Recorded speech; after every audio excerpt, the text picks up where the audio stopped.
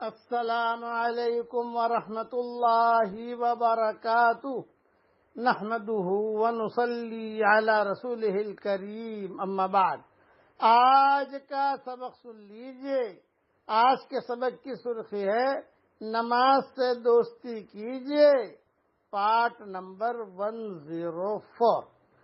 حضرت حبیبہ رضی اللہ تعالی عنہا سے روایت ہے کہ رسول اللہ صلی اللہ علیہ وسلم نے ارشاد فرمایا، جو شخص ظہر سے پہلے 4 رکعتیں اور ظہر کے بعد 4 رکعتیں پابندی سے پڑھتا ہے، اللہ تعالیٰ اسے دوزخ کی آگ پر حرام فرما دیتے ہیں۔